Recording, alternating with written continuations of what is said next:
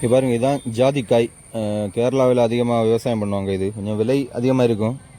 நிறைய இடத்துல கேரளாவில் மலை பிரதேசங்களில் பார்த்திங்கன்னா இது நிறைய விவசாயம் பண்ணுவாங்க. இதான் அந்த காய் சப்போட்டா மாதிரி இருக்கா, ஆனால் ஜாதிக்காய் தான். இங்கே பாருங்கள், ஜாதிக்காய். இது உயர்ந்த ஜாதியா தாழ்ந்த ஜாதியான்னு கமெண்டில் சொல்லுங்கள். இதுதான் ஜாதிக்காய்.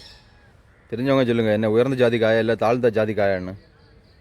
ஜாதிக்காய் பார்க்காதவங்க பார்த்துங்க. இதுதான் ஜாதிக்காய். இதை உடச்சி காட்டுறேன் எப்படி இருக்குன்னு பாருங்கள். இது கொஞ்சம் விளையலை ஒழுங்காக விளைஞ்சிட்டு அது ஈஸியாக ரெண்டாக தன்னாலே உடஞ்சிடும். அது உடஞ்சி அந்த உள்ள இருக்குது பார்த்தீங்களா, பருப்பு மாதிரி ஒரு சிவப்பும் கருப்பு மாதிரி பார்த்தீங்களா, அதுதான் விலை. இது வயிற்று சம்மந்தம் நோய்களுக்கெல்லாம் பயன்படும். இது வேறு எதுக்கெல்லாம் பயன்படும் தெரிஞ்சவங்க கமெண்ட் பண்ணுங்கள். ஆனால் ரொம்ப விலை, இதோட விலை வந்து அதிகமாக இருக்கும். இங்கே விவசாயம் பண்ணி இதை வந்து கடையில் கொண்டு விற்பாங்க. இதை வேறு எதுவும் ப்ராசஸ் பண்ணி எதுவும் மருந்தாக யூஸ் பண்ணுறாங்கன்னு நினைக்கிறேன். வேறு ஏதாவது என்னத்துக்குன்னு எனக்கே தெரியல. தெரிஞ்சவங்க கமெண்டில் சொல்லுங்கள். பாருங்க இவ்வளோ அழகாக இருக்குன்னு. ஒரு பாம்போட நாக்கு இருந்த மாதிரி இருக்குல்ல.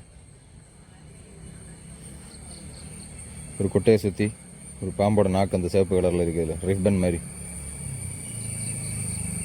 இதோட பயன் தெரிஞ்சவங்க கமெண்டில் சொல்லுங்கள்.